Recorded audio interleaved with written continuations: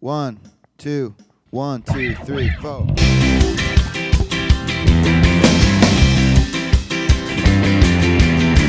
Hey everybody, it's Sam Jacobs. Welcome to the Sales Hacker Podcast. We've got another great show.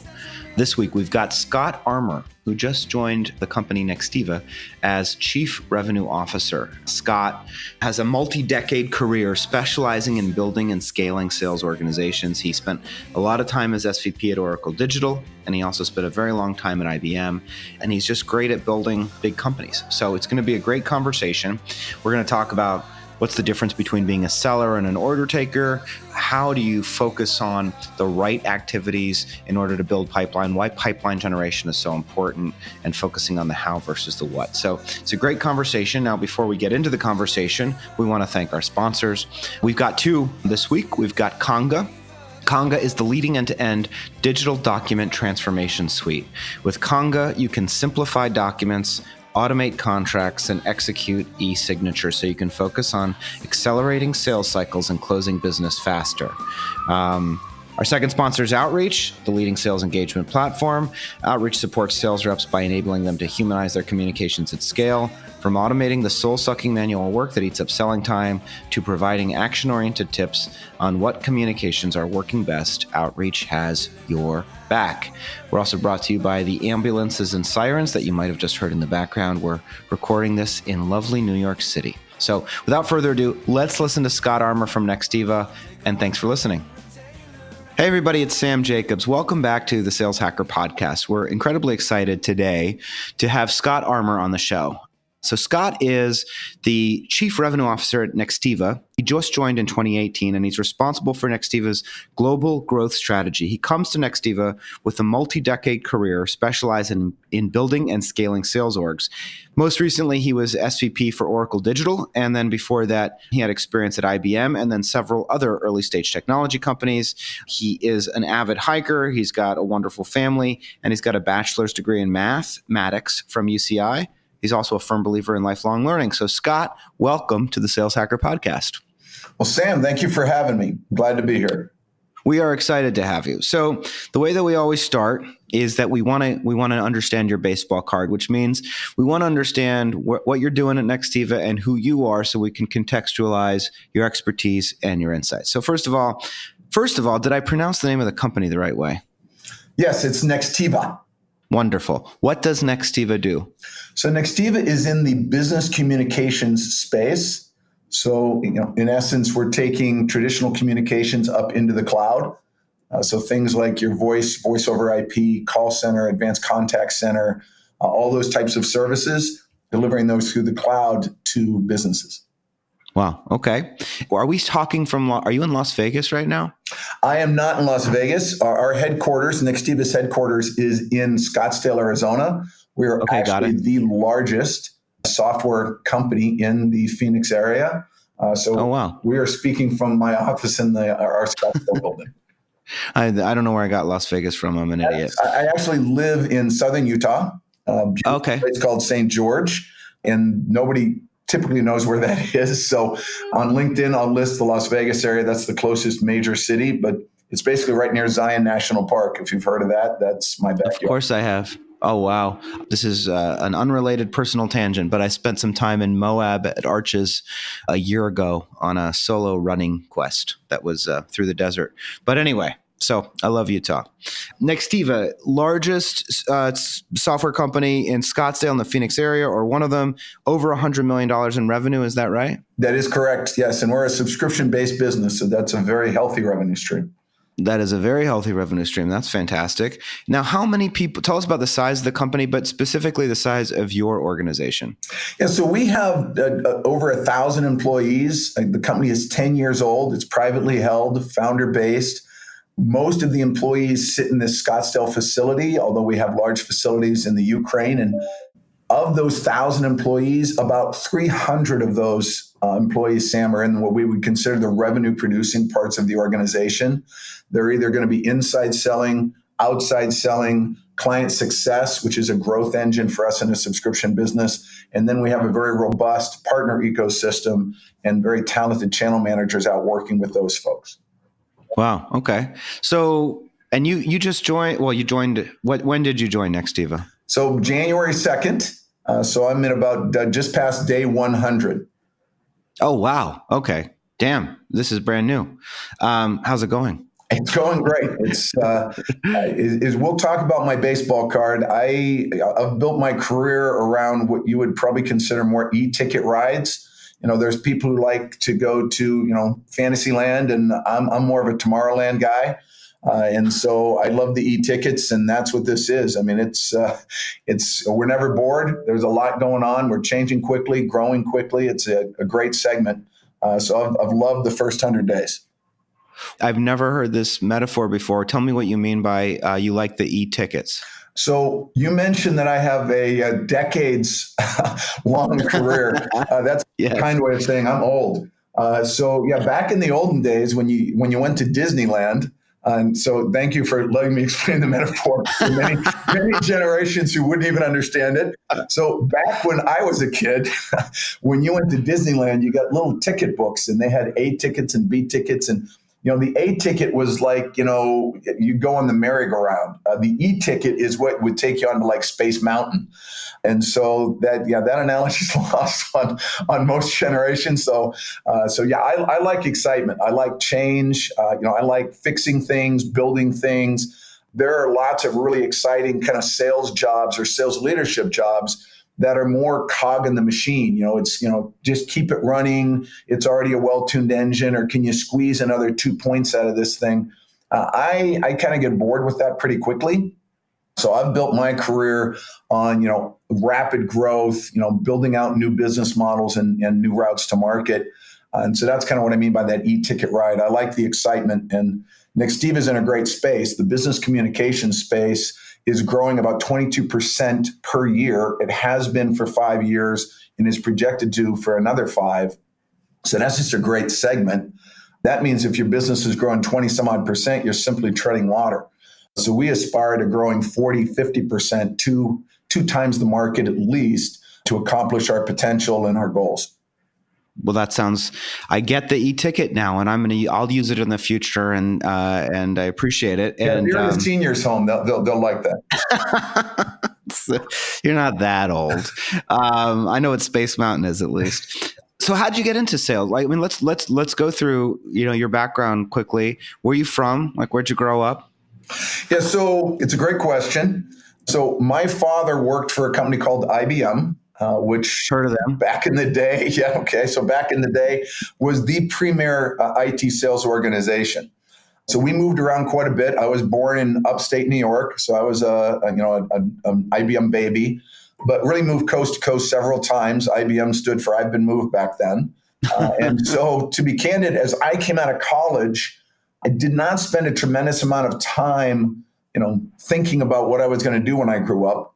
I did end up with a math degree, which was an interesting degree to go get. But then when you graduate, you realize there's not a heck of a lot in the world you do with a math degree. So except maybe teach or go to grad school. Neither of those was interesting to me. You could always become an actuary at an insurance company. Yes, probably also not that e-ticket experience I was looking for. So I went into sales. My father had been in sales.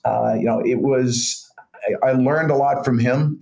Clearly one of my mentors in terms of the approach I take to selling. And so saw him, enjoyed seeing what he did, and thought I would enjoy that as well. So I started with IBM in Santa Barbara, California, many moons ago, and have just built a great career on selling. And kind of it's interesting because I speak to a lot of audiences, and not everyone's in sales, but if you think about sales skills, having those sales skills, because no matter what your role is, you're really always selling something. You're selling yourself, you're selling your ideas.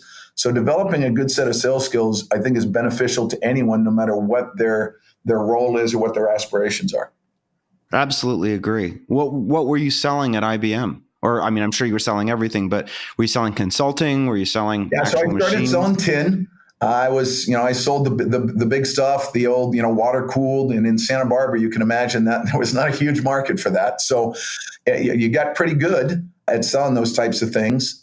But what was nice about IBM, a great training program. When I joined IBM, I spent 18 months really in training.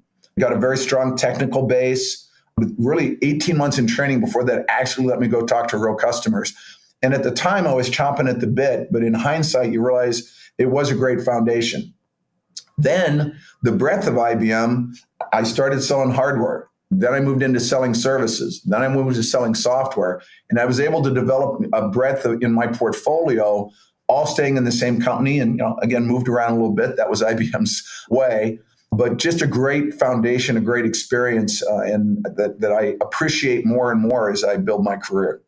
Absolutely. And I think, to your point, that's the benefit of an IBM or an Oracle is the investment that they make in training. You come out of there and at least you know what the conventional wisdom is on enterprise sales and on selling strategies. Yep, you get the fundamentals.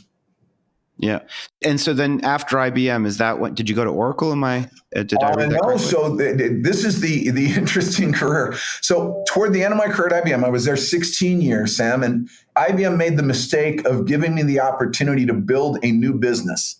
And so I was, I moved up to headquarters. I'd made my career track up there. I was kind of on the little, the executive resources group where they put the hypos.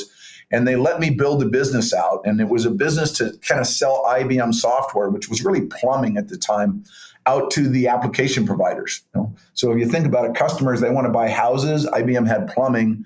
If you want to sell your plumbing, you got to get it into the houses that the customers are buying. And so we built a global business to go do that. And it was the hardest I had ever worked in 16 years, but it was the most satisfying thing I'd ever done at IBM. And it was a global business. We couldn't use any of IBM's tooling or infrastructure. We had to build everything out ourselves. And I did that. It was the first job, to be candid, Sam, at IBM that I didn't want to, I wanted to stay. Normally I'd get in a job and within 12 to 18 months, I've mastered this. I'm ready for the next challenge. I love that job. And, being on ER, IBM came and said, okay, it's time for you to go do this and go do that. After that, I went and I ran sales ops for, the software group in North America. I was a sales VP, but I just never really got back into it at IBM because it was so exciting to be part of that build. So I left IBM after 16 years, and I spent the next 12 years doing really early stage companies, A round, B round, a lot of companies, startups that had blown through their initial round of funding, and the investors were not going to put more money into the company unless some adult supervision was brought in. And I was usually that adult supervision. And we had some great experiences, a couple successful exits, and just loved doing that. Did that for about, like I say, 12 to 15 years, about 4, 5, 6 companies. And then one of the folks that actually worked for me at IBM, who I have tremendous respect for, a gentleman by the name of Rich Girafo, he landed at Oracle, gave me a call, said, hey, I want you to come and kind of do what you did at IBM, which is build businesses inside of Oracle. So I took the bait and went, and that's where I spent the 4 years at Oracle. Great experience, built out the global Java business, did a lot with Oracle Digital, which is really Oracle's transformation from traditional outside selling to inside selling. It gave me a lot of exposure and opportunity to work with Mark Hurd, where I learned a tremendous amount. And so that's awesome. What takes us to, I then left Oracle after 4 wonderful years and took a sabbatical, hiked the entire Appalachian Trail with my son. Great experience, probably a lot better than anything I've done at work. And then after finishing that, Thomas had called me and gave me this opportunity, and that leads us to the 100 days. Well, that's an amazing story. Thank you for sharing it with us. We've got some questions that I probably didn't write down on our little one-pager that we prepared. The big one is you've been doing this a really long time. First of all, I have sort of 2 themes. One of the themes is what's changed, but that's the second theme. The first theme is, what are your key tenets? What are your principles? You mentioned that after building, you built businesses inside IBM and Oracle. You're now building and running a different business. You were part of a bunch of different sort of turnaround stories, essentially, over the course of the last, 16 years. So what are your tenets? What are your first principles when it comes in and you're assessing a situation to figure out where you need to apply your emphasis? Yeah. So what I've learned is you focus on the how more than the what. And let me explain kind of what that means. Early in my career, you go in and as a sales leader or as a salesperson, you grow up, you've got a target on you. Everyone's got a quota. And so you kind of get into the model of, really focusing on got to make the number, I got to make the number. And that becomes kind of the most important thing. And what I learned from, to be candid, some early failure is if all you do is immediately go in and focus on the what of making the number, and you don't think about the how you're going to make the number, what you end up with is tactical success, but not sustained success. And if you think about, the way stocks and companies are valued, those who have very predictable, consistent success are going to be valued, over those that spike and valley. If you think about your quality of life in a sales role, whether you're an individual contributor, a manager, or a leader, your quality of life is much better when you have predictable, sustained, consistent success versus, you have a great year and then you have a cruddy year. And then because, every one of those valleys is very stressful. And so I learned early on to assess, look at the how we're going to be. And even though it might take a little more time to get to that what goal, if you do it in a way where you build for sustained success, it always ends up better in the end. So Scott, you've talked about, the how, not the what. And so tell me, when you're thinking about specific examples of what you mean when you talk about the how, not the what, walk us through what you mean. Yeah. So a couple of examples I would give from my experience. One is just as a seller. And I learned this the hard way early in my career, and you see it in new sellers. It's kind of the bright and shiny object syndrome, where you get a big deal and you get so focused on getting that deal closed that you don't put effort into prospecting and building the pipe. And so typically what you get in is that spike and valley type of performance, where you get a big deal and then you focus on closing it. And then when it closes, you may have a good week, good month, good quarter. But then the next week, month, or quarter, you don't have anything to sell.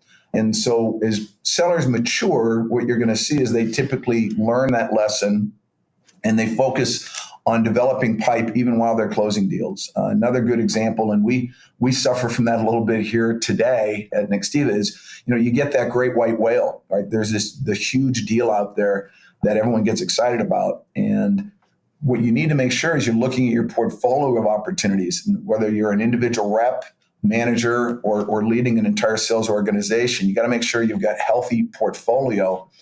So that great white whale, when your team brings it in, is getting you, into accelerators or well over your goals. It's not, you're not depending on that one deal to get to goal. So those are just some examples, from kind of early selling in terms of the how versus the what. I think you can also come back to, how you interact with customers, Sam. I think sometimes it's tempting, I'll say, to just kind of go do what the customer wants. Here's what the customer asks you to do. When, if you're really doing the job right, focusing on the how, not the what. And why is that tempting? Because it's easy to get an order that way. Here's what the customer said. Here's the price they need. I'm going to go back to my company and I'm just going to tell my company, here's what we need to do and here's the price. And I'm going to get that order. And that it feels easy. And you think, okay, that's a great way to make my number because it's easy. But if you focus on the how for sustained success, what you really want to be doing is you're out listening to that customer, trying to understand how your products, your solutions are going to really add value. Now, that takes a little more time on the front end. But what you find is when you invest that time on the front end and you focus on the how, not just the what, the stickiness of your sale is much higher. You're going to get a lot more value, i.e. a higher price point. So you don't need to sell as many transactions because you're getting more from each transaction you sell. And you're going to have a great customer experience, which then leads to customer references, referral sales, and lots of other ancillary benefits. So those are some examples of just focusing on the how versus just the what. What, very tactical. The how is more strategic and position yourself for sustained success. So when you think about the example that you just provided, what part of what you're saying, if I'm hearing you correctly, but you can correct me, is the customer says, these are the features that I need. These are the criteria. Maybe the product doesn't quite have them. The rep goes back to the engineering team or to sales engineer or somebody and says, build these things and we can deliver that to the customer, or makes a promise to the customer that we will build those things, when in fact what we really should be doing is saying, why are you asking for those features? Why are you asking for that? What is the core problem that you're trying to solve? And let's figure out if our solution can help you there. Is that accurate, or am I misunderstanding? I think, Sam, that's spot on. In fact, one of our sales trainers here, a great guy by the name of Derek Goins, has a story where, the guy goes to buy a drill. And, you can go in and the guy sells him a drill. That's kind of, I'll take the order. Here's what you asked for. The real seller is going to say, why are you looking for a drill? Well, I need to drill a hole. Well, why do you need to drill a hole? Well, I need to mount a light. Why do you need to mount the light? Well, you got to drill the hole to put in the plug, to put in the light. So what the guy really needs is a light. Doesn't really need a drill.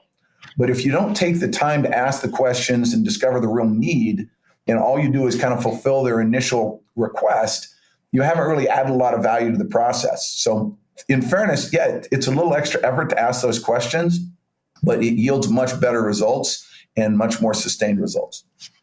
So when you're coming in to an organization and you're trying to figure out, is there the how or is there the what? Let's say that they're too focused on the existing pipeline and not focused enough on pipeline generation or creation. Are you putting in a series of new strategies, new teams? How are you thinking about what you're doing in the first 100 days for Nextiva? How are you approaching that pipeline generation capability and developing it? So that's a great question. And so we're doing a couple things, and this is not unique to Nextiva. I think this is the way you'd probably engage almost any new situation. So first, you got to look at where the gaps are. So what's current state? What's the aspirational state? What are the gaps? And then how do you best go and address those gaps? And one thing you can look at is, okay, what are my skill sets? What's my organization? What's my go-to-market model? And so oftentimes what you find, especially in earlier stage companies, if you think about companies in transition, when you're a small company, one of the things I love about small companies is, you get to wear a lot of hats. Why? Well, because, when you're in an Oracle or an IBM, there's 100,000 people. Every job is very clearly defined. When you're in a startup and there's, 20 or 50 people, if something needs done, you just go do it. But as you grow up, if you look at Nextiva growing from like 200 employees to over 1,000 employees in just a few years, when you have 1,000 employees, you've earned the right to have more specialized roles. But a lot of the tradition would be, no, I wear multiple hats. And so one of the things we're looking at is, can we or should we have more specialized roles? Because when I ask somebody to recruit or prospect for new business, and then develop that business, and then close that business, and then manage the customer after. If you have one person trying to do all of those things, what's going to happen is either A, they're going to focus on the one they're most comfortable with, or they're going to potentially focus on the one where they're having the most success. And what we're looking at is, how do we potentially specialize some of these roles so that we can faster onboarding of new employees, you get more focused results, and the overall company ends up accomplishing a better and healthier set of outcomes. I guess in some sense, if you've gotten to over 100 million, I skipped over this by accident, but founder finance, that means you haven't raised outside funding. Is that right? That is correct. Yeah. So again, our founder is Thomas Gorney, and he again has been very successful. He has built and sold several businesses, and based on that success, was able to basically kind of bootstrap this business on his own. And so, yeah, the return on capital for Nextiva is phenomenal. And it's a beautiful amazing situation, because I've worked for a lot of early stage companies, and it's great to go out and get the VC money or the PE money. But again, those functions typically then put a very tactical kind of exit focused set of decision making, onto the executive team. Whereas here, Thomas is looking at this, again, very much on the how, very much on a long-term play. And he doesn't have those pressures because he hasn't had to raise any outside funds to date. That's amazing. So, I mean, to your point, lack of specialization, but you're still at north of 100 million. That must, to you, signify tremendous opportunity. Oh, again, one of the things that excites me 100 days in is when I look at how big this company has grown. It's a tribute to the culture and the people that have worked so hard to get us here.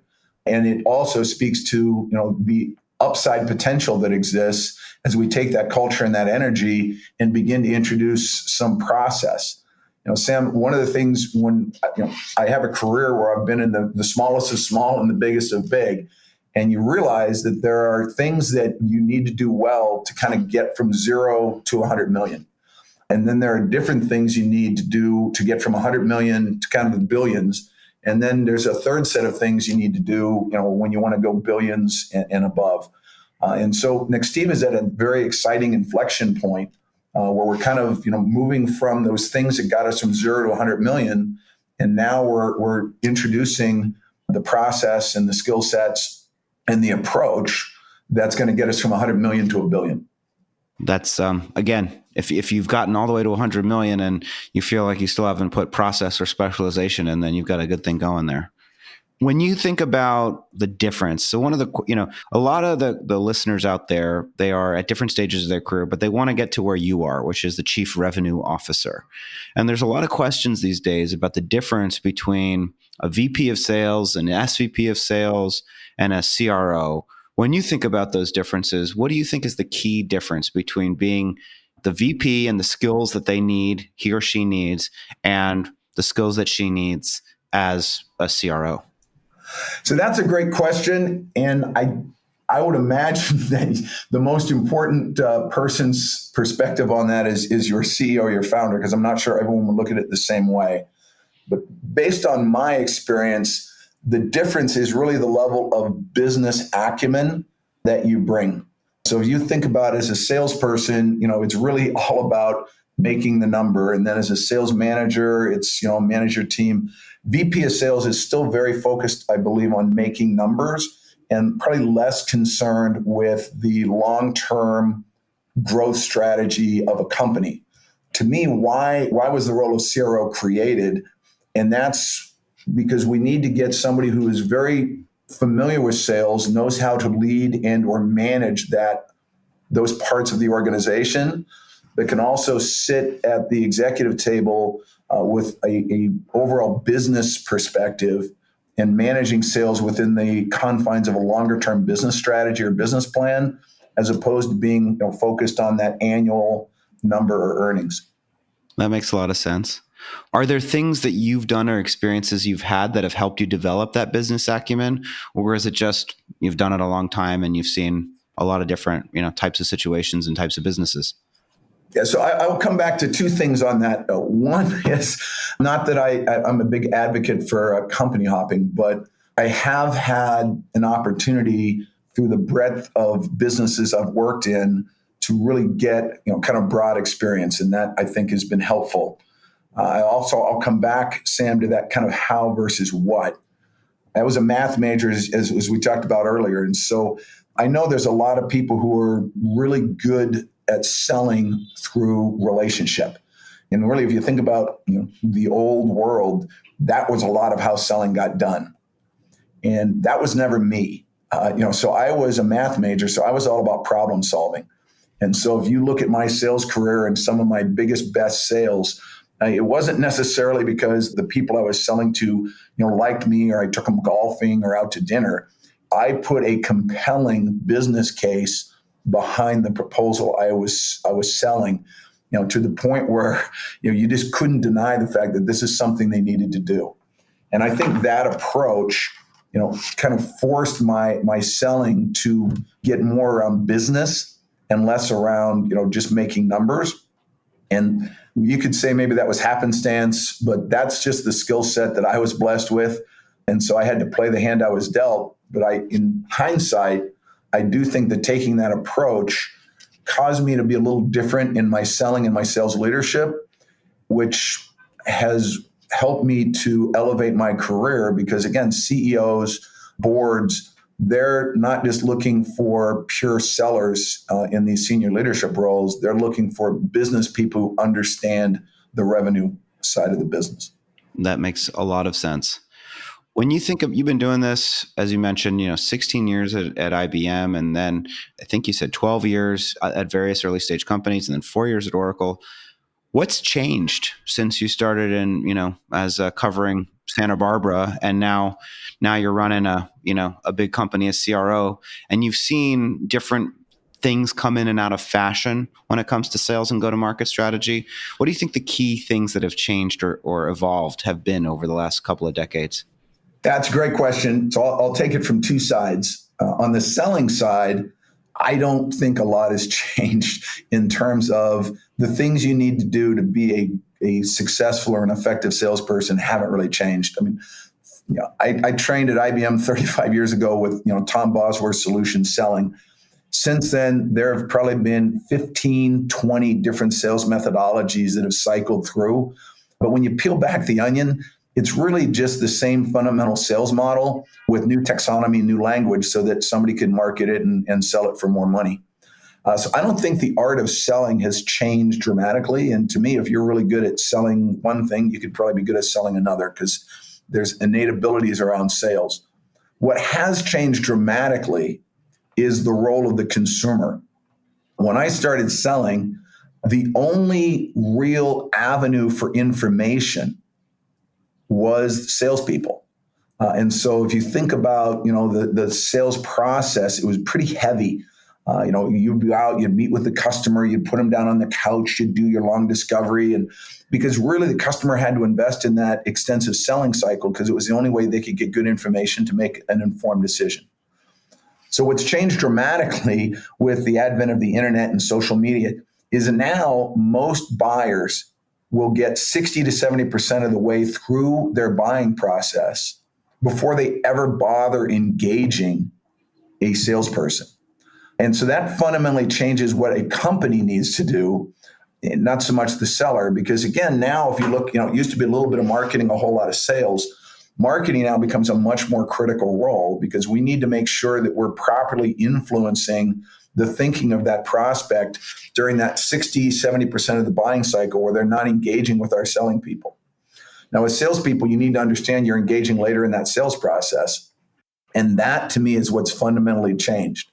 And you're seeing that with companies like Oracle and others who are shifting away from the more traditional outbound selling model, which is very slow and expensive, and moving more toward inbound selling models, which are a lot more flexible and economic and better attuned to the new buying habits.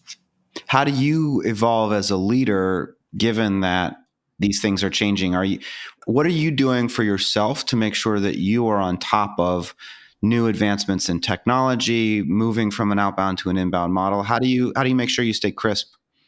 So one of the things you need to do is you probably need to abandon some of the stereotypes that we all grew up with. And I think if you're not willing to do that, then you kind of trap yourself as the world evolves around you. A great example, when I was early in my career, if you'd have said, hey, do you want to go join an inside sales group? Do you want to lead an you would have thought absolutely not, because the perception is that's a very different role, i.e. it's somewhere lower on the status ladder or something. I think today, the fact that I invested and took some risk in doing some of these inside sales transformation things at Oracle, which again, with my peer group, I think many of them would have said, that is not where you want to go. That is not what you want to do. I think that there's a lot more value on my resume in the marketplace, given where the market's going, than had I just, stubbornly stuck with a traditional outbound selling path.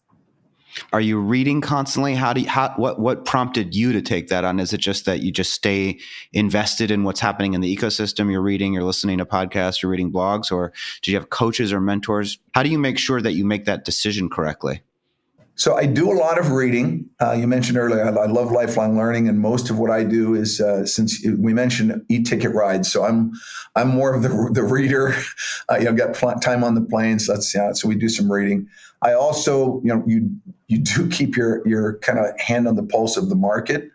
But to be candid, if I was really so smart and knowing what's really going to happen, I'd probably be working for, some VC firm on the street and be very, very wealthy.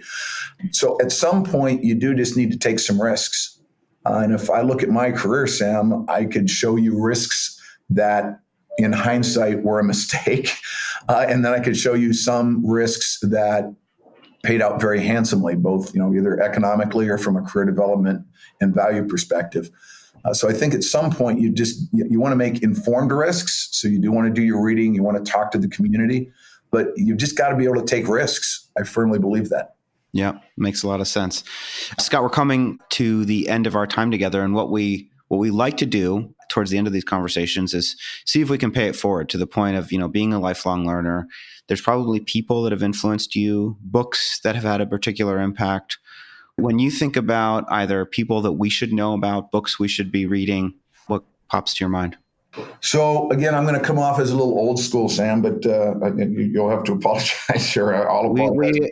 We are inclusive here on the Sales Hacker podcast, Scott, and we don't discriminate based on age or any other demographic criteria. So we just want your best ideas. I'll fit right in. So from a favorite book, I'm going to give you two, and one that's going to come off as really clunky, and then one that I think is very powerful. But they're both older books, and the good news is you'll be able to get them for a very low price from your ebook retailer. So one is called The Greatest Salesman in the World by Og Mandino. And that book just kind of talks about 8 habits that very effective salespeople are going to have. And I think the power of the book is probably more about habits and how you as an individual can change your habits to drive better outcomes. I think that principle is probably more valuable than the 8 things or suggested habits he puts in the book. The second one is a book called Elements of Style by Strunk and White, which most people have never heard of. And the reason I would suggest that book is if you look today with so much verbal communication and, there's so much with thumbs on the phones, a lost art form is, effective business communication. And I see that with a lot of the folks that I lead and manage. It's powerful, though, and still necessary. And Strunk and White is great because it's just a very quick little primer on how to tighten up your communication. And I think communication skills as a seller and as a leader are critical. So those are the 2 books I put out there, both old school, but again, the classics never lose value. Elements of Style is a classic, and I love that you suggested it because you're the first person that's mentioned, the first sales leader I've met that's mentioned not just being a good writer, but it is a formative text in most journalism classes is reading that book and understanding how you're supposed to put a sentence together. So kudos to you, Scott. Last question. What's the biggest thing you learned hiking the Appalachian Trail? And by the way, it was just you and your son the entire time. What did you guys do to make sure you didn't kill each other? I'll give you 2 lessons from the trail, and it was a great experience. And so if anybody has the means and even an inkling of the desire, I would highly recommend it. So 2 things I learned. One is my son is amazing and very even keeled. So as you can imagine on the trail, you've got super highs and you've got days where it's just like windy and cold and they suck. And I tended to really celebrate the highs and really get kind of grouchy on the lows. And my son was amazingly even keeled through all those experiences. And it was a great lesson to me. There's a lot of good business lessons. I actually posted an article on the good business lessons from that trip. But the one that was probably most powerful and that I've learned even late in life is I've come away from that experience being a lot more even keeled than I was. I learned that from my son. The other thing I would suggest is it just shows to me the power of goal setting. I set the goal to through hike the Appalachian Trail when I was 12. I finally did it when I was 55. But That's it was awesome. Setting that early goal that provided the motivation, and ultimately it happened. So just for the listeners out there, so it's 2,200 miles, is that right? Yes, 2,200 miles. And the part most people don't know, 509,000 feet of elevation gain. So hiking that trail is like climbing Mount Everest about 19 times. 509,000, Jesus Christ. Okay. And does it start in Maine and end where? It starts in Mount Katahdin, Maine, and ends in Springer Mountain, right by Atlanta, down there in Georgia. Wow. That sounds like something worth doing. Scott, if people are listening, first of all, I would assume, given you just talked about how you guys are specializing, you all are specializing at Nextiva, I would assume you're hiring. Accurate? We are hiring aggressively. In fact, about half my day is interviewing good talent. So if I'm a listener, I'm a person that feels appropriate for one of the roles that are posted, is it okay if they reach out to you or even just maybe for advice? Are you open to that? And if so, is there a preferred communication channel for outreach from the podcast listening community? Yes, I would be fine with that. Again, we have that all up on our website, and I'm also on the website. So I think that would probably be the best way to move through that. I could provide an email, but to be candid, there's quite a volume of that. So I think through the website may be the best way to go. Are you responsive to LinkedIn? I am extremely responsive to LinkedIn. Okay, great. It's one of my favorite tools. Awesome. All right. So it's Scott Armour, Armour, CRO of Nextiva, if you want to reach out to him on LinkedIn. Scott, thanks so much for being on the Sales Hacker podcast. It was a pleasure. Sam, thank you.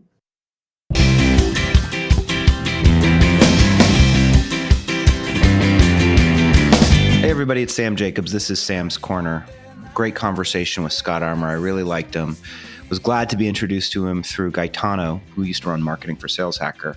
And Scott had just a plethora of really interesting and useful insights. Some of these are common themes, and so I think it's just important to remember them. The big one is sellers versus order takers, and what's the difference between somebody that can just take an order, which is the customer tells you what they want and you go out and get it, versus a true salesperson, particularly at the enterprise level.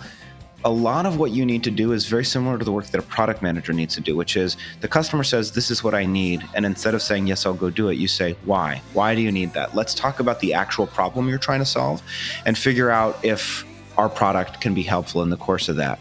Many, many times you'll get hung up, especially again in the enterprise world, on specific features. The buyer will say, we need these features. And if you just go back to the engineering team and say, we have to build these features, you're doing a great disservice to the organization. What you really need to do is you need to have a deeper conversation, a deeper discovery conversation.